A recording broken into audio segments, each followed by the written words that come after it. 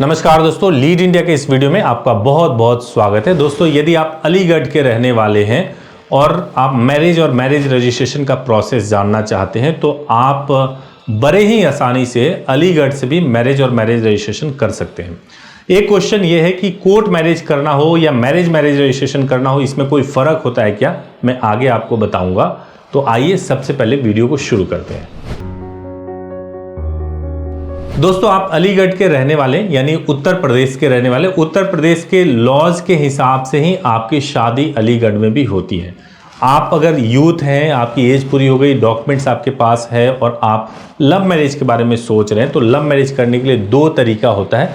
एक तरीका ये है कि आप सेम रिलीजन में शादी करना चाहते हैं तो आप मैरिज कर लें और मैरिज के बाद से रजिस्ट्रेशन करा लें।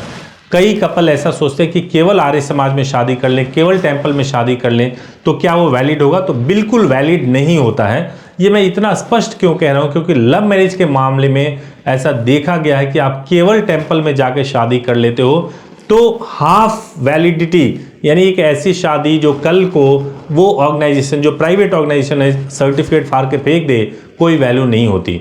तो इसलिए शादी अगर आपने करनी है तो पहले आप टेंपल में शादी करें। मुसलमान है तो निकाह कर ले, क्रिश्चियन है तो चर्च में शादी कर ले।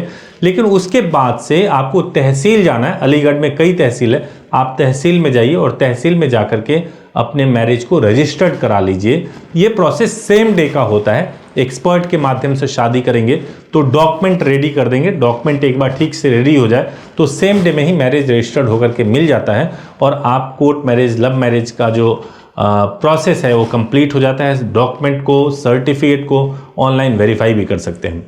लेकिन एक दूसरा इंपॉर्टेंट बात ये कि इंटर रिलीजन अगर यही काम करना हो तो आपको स्पेशल मैरिज एक्ट के माध्यम से ही शादी करना पड़ेगा और उसमें टाइम लगता है। वो तहसील में नहीं होता है, एसडीएम ऑफिस में होता है। वहाँ आप जाएंगे और अप्लाई करेंगे। अप्लाई करने के बाद से आपको 30 दिन के बाद एक समय दिया जाता है। उस समय पर आप जाएंगे, सर्टिफिकेट आने में 30 से 60 दिन का समय लग जाता है। इसके लिए कौन कौन से डॉक्यूमेंट की जरूरत है, एज कितनी होनी चाहिए, आइए सब कुछ वो बताता हूं मैं आपको। तो दोस्तों, कोर्ट मैरिज में जो सबसे इंपॉर्टेंट पार्ट होता है वो डॉक्यूमेंट के लिए होता है। तो डॉक्यूमेंट को ठीक से आपको समझना है। सबसे पहले आपका रेजिडेंस प्रूफ, उसके लिए जरूरी होता है आधार कार्ड। आधार कार्ड आपके पास में जरूर होना चाहिए। और दूसरा जो होता है वो होता है आपका बर्थ प्रूफ। बर्थ प्रूफ में या तो आपके पास बर्थ सर्टिफिकेट होना चाहिए, बर्थ सर्टिफिकेट नहीं है तो आपके पास में 10th की मार्कशीट होना चाहिए। अगर 10th की भी मार्कशीट नहीं है तो आपके पास में ड्राइविंग लाइसेंस या फिर पासपोर्ट होना चाहिए। इन चारों में से अगर कोई भी डॉक्यूमेंट है तो बर्थ प्रूफ के लिए कंसीडर किया जाता है। इसके अलावा जो तीसरा डॉक्यूमेंट होता है वो डॉक्यूमेंट होता है आपका आईडी प्रूफ। चाहे आपके पास पैन कार्ड हो या फिर आपके पास वोटर आईडी हो, और अगर दोनों में से कुछ नहीं है और आप गवर्नमेंट एम्प्लॉय हैं तो आपके पास गवर्नमेंट से इशू किया हुआ अगर आई कार्ड है तो वो भी चलेगा। अगर डॉक्यूमेंट आपके पास कम है तो आप हेल्पलाइन नंबर पे जरूर बात करिए और आपके केस को देख करके हम गाइड करेंगे। दोस्तों, अगर आपको कोर्ट मैरिज करना है, आपकी एज पूरी ना हो तो आप कोर्ट मैरिज या लव मैरिज या इवन मैरिज कर ही नहीं सकते। तो एज के बारे में जानना बहुत जरूरी है। लड़कियों की शादी की एज 18 वर्ष पूरी होनी चाहिए। लड़कियों की शादी की एज 18 वर्ष कंप्लीट होनी चाहिए और लड़कों की शादी की एज 21 वर्ष पूरी होनी चाहिए। जब वो 18 वर्ष कंप्लीट करते हैं, 21 वर्ष कंप्लीट कर लेते तभी मैरिज हो सकता है। अगर कभी भी एज को लेकर कोई मॉडिफिकेशन आता है तो आप हमारी वेबसाइट leadindia.law पर विजिट करते रहिए, ताकि वहां पर अगर एज को लेकर के गवर्नमेंट कोई चेंज करती है, जैसे लड़कियों की शादी की एज को लेकर के चेंज हो सकता है, उसमें कोई परिवर्तन होता है तो हम आपको इन्फॉर्म कर सके।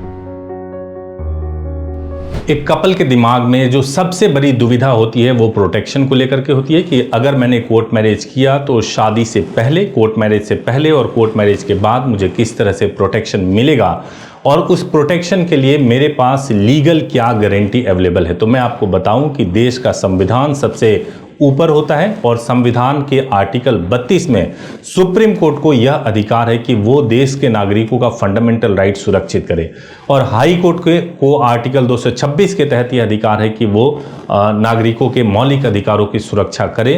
तो शादी करना, कोर्ट मैरिज करना आपका एक मौलिक अधिकार है। आप किस व्यक्ति से शादी करना चाहते हैं यह तय करने का अधिकार बिल्कुल आपका है। तो अगर आप कोर्ट मैरिज करते हैं तो हम 3 स्टेप्स में आपको प्रोटेक्शन दिलाते हैं। पहला स्टेप तो ये होता है कि हम आपके लिए शादी के दौरान ही लड़की से एक डिक्लेरेशन स्टेटमेंट साइन करवाते हैं जो एफिडेविट पे होता है, जो बहुत इंपॉर्टेंट होता है। इसके अलावा इंटीमेशन लेटर भिजवाया जाता है, न्यूज़पेपर पब्लिकेशन कराया जाता है और ज़रूरत होता है तो हाई कोर्ट से भी प्रोटेक्शन लिया जाता है। ये सारे स्टेप्स अगर आप फॉलो करते हैं तो आपको प्रोटेक्शन को लेकर के किसी भी प्रकार की चिंता करने की जरूरत नहीं है।